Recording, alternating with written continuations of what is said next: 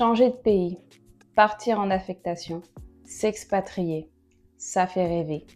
Mais il y a une réalité dont on parle beaucoup moins, c'est que la partie la plus difficile commence bien avant même de partir.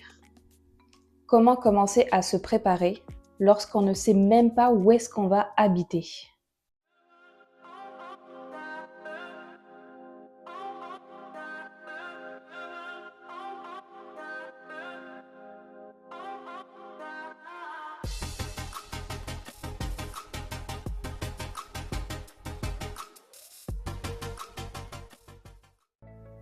Dans cette première partie, je vais vous expliquer comment est-ce que vous pouvez commencer déjà à vous préparer et ce, même si vous n'avez pas toutes les informations. Quelle que soit la raison de votre départ, que ce soit une affectation diplomatique, une expatriation ou simplement l'envie de recommencer ailleurs dans un nouveau pays, toutes les stratégies que vous allez entendre aujourd'hui vont vous servir à reprendre le contrôle de votre vie, mais surtout de votre nouvelle vie.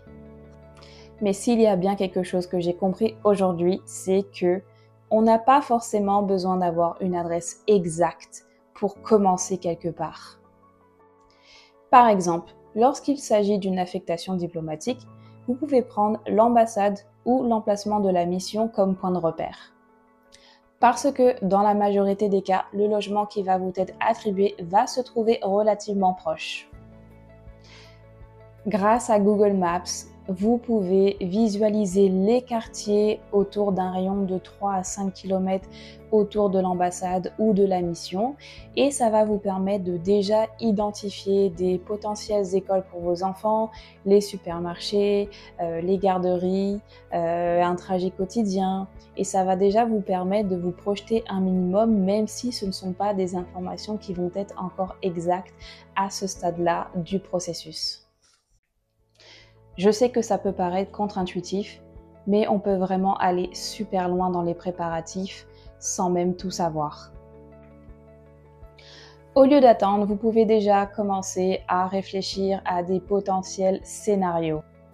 Ça peut être un scénario dans lequel vous allez habiter dans un quartier qui est un petit peu plus coûteux, qui va être un petit peu plus dans le centre-ville, donc avec énormément de services autour, peut-être avec un logement un petit peu plus petit. Donc à ce moment-là, vous allez comme vous poser des questions sur le budget que vous allez devoir prévoir, le type de logement qui sera le mieux adapté à vos besoins.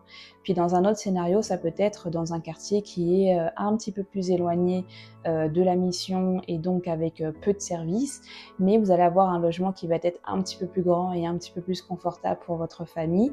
Et de là, c'est vraiment de se demander comment est-ce que vous allez pouvoir accéder à votre mission, donc regarder les transports en commun et voir comment vous allez pouvoir également optimiser votre budget. Donc ça, c'est déjà un bon point de départ qui va vraiment vous permettre de vous créer une excellente vision de qu'est-ce que votre quotidien pourrait donner dans différents scénarios. Même si ce n'est pas forcément une vision parfaite, ça vous permet quand même de pouvoir déjà penser à un budget, comprendre un petit peu comment chacun des quartiers vont fonctionner et surtout lequel va mieux s'adapter à vos besoins quotidiens. Listez toutes vos démarches. Surtout si vous savez que vous allez devoir le faire, commencez déjà à les lister. Par exemple, les inscriptions aux écoles ou aux garderies pour les enfants. Obtenir des titres de transport pour pouvoir vous déplacer quotidiennement.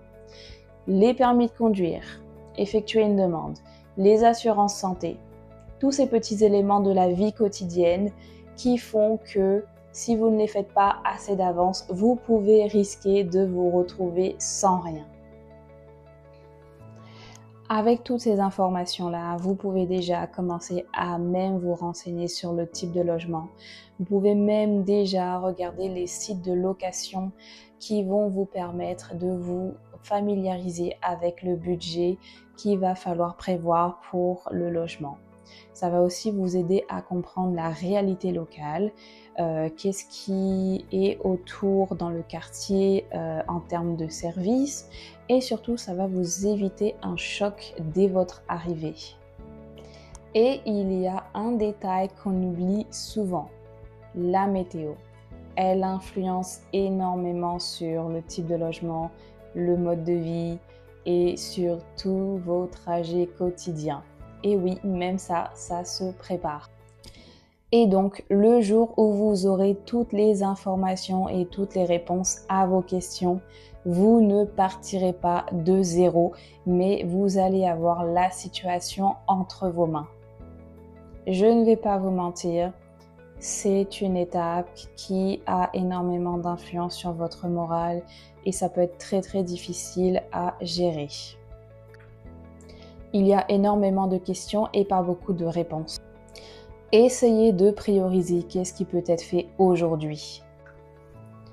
Vous pouvez également contacter des personnes qui sont déjà en mission sur place ou qui ont déjà eu la chance d'être en mission dans votre pays d'affectation. Ça va énormément vous aider à comprendre la réalité locale et surtout comment anticiper vos besoins et à gérer vos attentes. Vous allez comprendre que vous ne pouvez pas tout faire à la dernière minute. Alors prenez un petit créneau par jour, par exemple 30 à 40 minutes, où vous allez effectuer ou prioriser une tâche en particulier qui est reliée avec votre projet d'affectation. Ça va vous permettre petit à petit d'avancer ce projet-là et surtout de maîtriser la situation. Il y a un aspect qu'on oublie souvent, c'est l'impact sur la famille. Les enfants ressentent tout. Même quand on pense pouvoir les protéger en ne disant rien. Parlez de votre projet avec eux, impliquez-les, montrez-leur des documentaires, des films, des images, tous les éléments qui vont faire en sorte qu'ils vont se familiariser davantage avec ce projet. Ça rendra également leur expérience beaucoup plus positive et leur transition va se faire avec beaucoup plus de fluidité. Alors, si vous voulez commencer à faire quelque chose de très concret, vous pouvez déjà commencer à faire ces choses-là. Identifiez l'emplacement de l'ambassade ou de la mission dans laquelle vous serez envoyé. Définissez une zone de recherche d'environ 3 à 5 km autour de ce point de repère. Repérez les écoles, les garderies, les supermarchés. Et listez toutes les démarches administratives que vous savez que vous allez devoir faire impérativement. Vous pouvez déjà commencer à réfléchir à des potentiels budgets selon les différents scénarios qui peuvent s'offrir à votre situation. Organisez toutes vos informations dans un seul document. Commencez à trier vos affaires progressivement. Qu'est-ce que vous gardez? Qu'est-ce que vous voulez emmener? Qu'est-ce que vous ne voulez pas garder? Anticipez les délais de déménagement, car à votre arrivée, il est très possible que vous n'ayez pas encore reçu toutes vos affaires. Vous devez être capable de fonctionner sans. Pensez également à tous les petits détails comme la compatibilité des prises électriques dans votre pays d'accueil, votre voiture, le stockage temporaire pour vos affaires, tous ces petits détails qui font que ça va augmenter votre stress si vous le faites à la dernière minute. Car l'idée ici, ce n'est pas de tout faire d'un coup, mais de commencer graduellement. Alors comme vous avez pu le constater, commencer les préparatifs pour un départ, c'est déjà toute une expérience en soi. Toute cette phase de préparation va permettre de transformer une situation incertaine en quelque chose de beaucoup plus structuré. Alors la réponse est oui. Même sans adresse exacte, vous pouvez déjà commencer à faire énormément de choses.